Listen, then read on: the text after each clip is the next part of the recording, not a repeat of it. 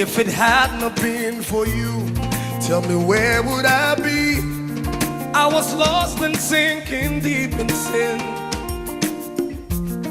but you reached out your hand and rescued me.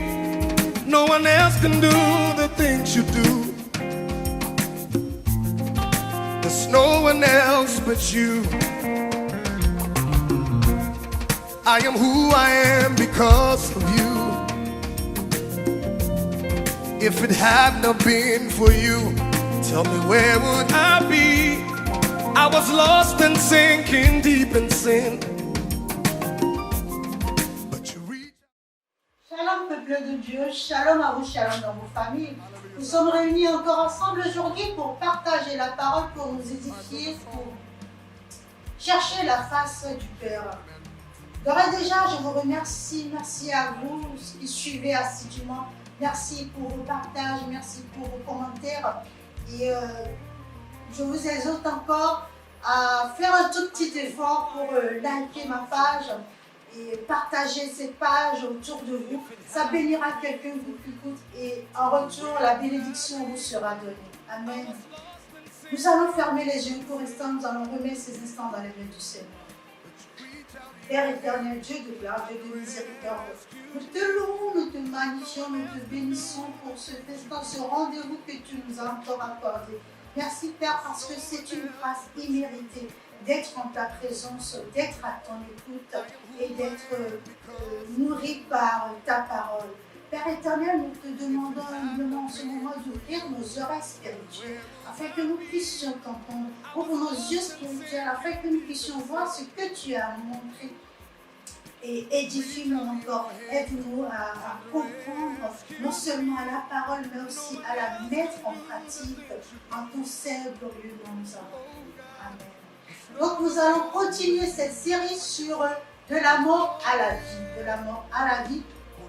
C'est une série que nous avons commencé depuis un moment. Nous allons continuer cette série. Aujourd'hui, nous allons parler de Jésus. Quand Jésus était dans le temple. Matthieu 21, verset 12. Matthieu 21, verset 12. Et c'est en fait quand Jésus était dans le temple, quand le temple était souillé, et qu'il disait « Ne faites pas de la maison de mon Père une maison de travail ». Sans plus tarder, nous allons lire la parole et nous allons commenter par la suite. Les vendeurs chansaient du temple. Jésus entra dans le temple, il chassa tous ceux qui vendaient et qui achetaient dans le temple. Il renversa les tables des changeurs et les sièges des vendeurs de bijoux. Il leur dit « Il est écrit, ma maison sera appelée une maison de prière, mais vous, vous en faites une caserne de voleurs. » Amen. Matthieu 20, versets 12 à 13. Ma maison sera appelée une maison de prière, mais vous, vous en faites une caserne de voleurs.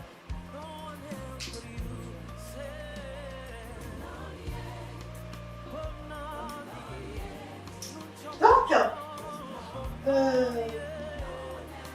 par cette parole, Jésus vient de dire quelque chose d'assez important. Ma maison sera appelée une maison de prière. Dans un autre passage, Jésus parlait du temple. C'était quand il rentrait dans le temple, il y avait des vendeurs un peu de partout. Il y avait des vendeurs. Donc il y avait des vendeurs de bœufs, il y avait des vendeurs de brebis, d'agneaux, et il y avait des vendeurs de pigeons. Qu'est-ce que cela signifie? La Bible dit nous sommes le temple du Saint-Esprit. Donc ce temple duquel Jésus parle, il s'agit de nous. Nous sommes le temple, les temples.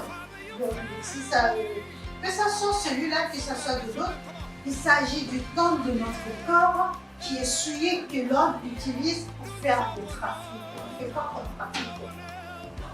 La Bible nous dit qu'il y avait des vendeurs de bœufs.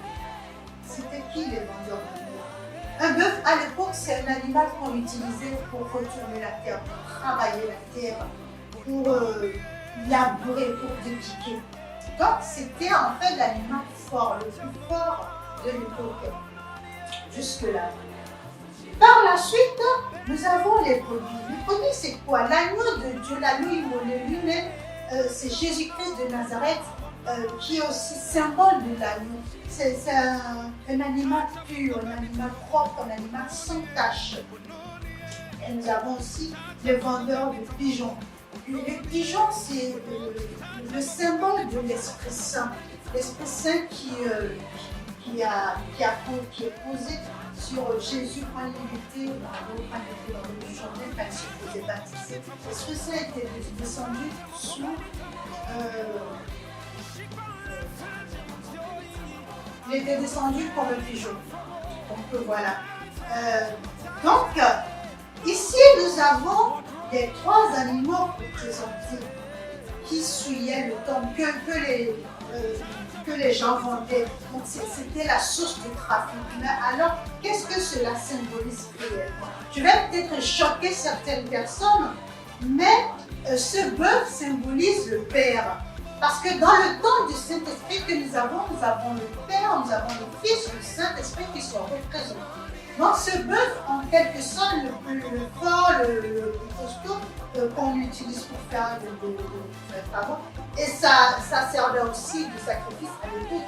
Donc ce bœuf était symbole du Père. L'agneau, symbole du Fils Jésus-Christ de Nazareth, et le pigeon, le Saint-Esprit. Amen.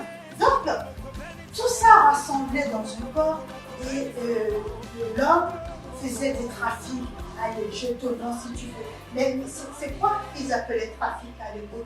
Donc, les trafics, ce ne sont que tout ce que nous faisons avec nos corps. Alléluia. Tout ce que nous faisons avec le corps. Permettez-moi d'aller plus en profondeur.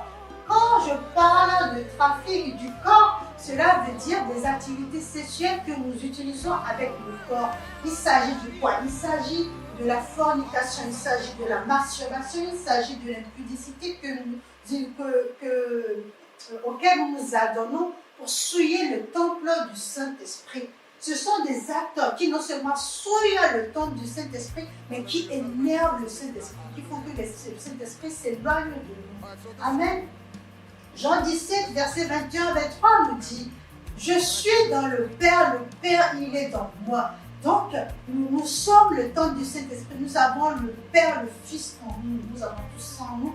Donc, si nous nous adonnons à des activités ignobles, sales, ce sont des ouvertures au malin. Le malin, lui, il s'y régale. Il prend le malin plaisir à utiliser nos corps, à nous utiliser. C'est une ouverture aux démons. Donc, il n'y a pas un seul qui vient, mais il y en a plusieurs. Donc, c'est même vérifier que la masturbation, il y a un esprit derrière. Ce n'est pas aller moi-même, je suis là et je me fais plaisir. Non, c'est un esprit qui est derrière. On a l'impression qu'on se fait plaisir, mais c'est un esprit qui est derrière, qui possède le corps et qui donne un plaisir éphémère au corps. Donc, faisons très très attention. Quand nous faisons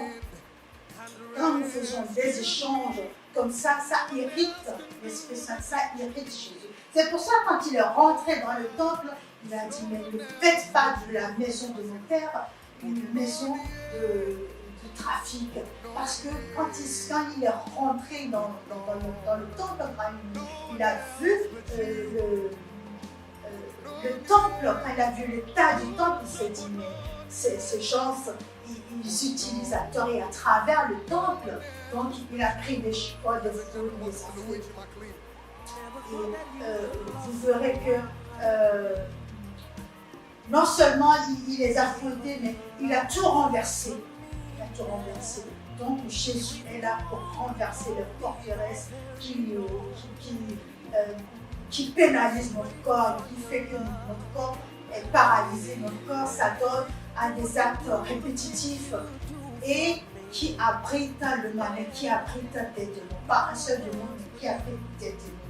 Alléluia. Donc, je vous exhorte vivement. Là, je suis en train de parler à quelqu'un. Je vous exhorte vivement. Le temple, le corps est le temple du Saint-Esprit. Pourquoi et comment utiliser ce temple? Par la parole. Il faut nourrir ce temple par la parole. Quand la parole n'est pas au centre de votre corps, quand la parole n'est pas au milieu de votre corps, quand l'Esprit Saint n'habite pas dans votre corps, pas que l'Esprit Saint, le Père, le Fils et le Saint-Esprit, c'est les trois réunis qui n'habitent pas votre corps, il y a un autre esprit, il y a d'autres esprits qui prennent possession de votre corps. Donc, après, pour les chasser, c'est un travail de longue haleine. Donc, invoquer le sang de Jésus, invoquer l'Esprit Saint, invoquer le Père, qui puisse venir prendre possession de votre corps, qui puisse prendre le centre, que Jésus soit le centre de votre corps, que Jésus puisse travailler votre corps et éliminer tout ce qui ne vient pas de lui. Alléluia. Nous allons fermer les yeux pour l'instant, nous allons remettre ces moments entre les mains du Saint-Esprit. Tu vas faire un examen de conscience. Pense à ce moment où tu étais seul devant la télé, devant des films, et que tu t'es adonné à des actes qui font que le temple du Saint-Esprit que tu as été souillé, qu'il y a eu des trafics et que le cœur de Jésus commençait à s'aimer, que tu t'es éloigné de la grâce divine. Pense à ce moment, répands-toi sérieusement, parce que la vraie repentance nous rapproche du Père. Donc répands-toi sérieusement et laisse le Saint-Esprit te guider. Jésus soit le centre de ma vie. Jésus soit le centre de ma vie. Dans un âge tu étais là, toujours tu étais, toujours tu seras Jésus. Jésus, Jésus soit le centre de ma vie. Jésus soit le centre de ma vie. Là, tu étais là, toujours tu étais, toujours tu seras Jésus.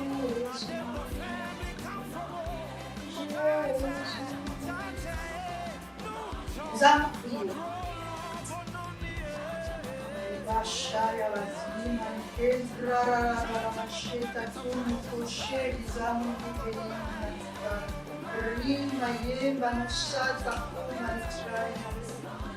Nous allons prier la première fois pour tous ceux qui se retrouvent dans ce passage, ce verset biblique.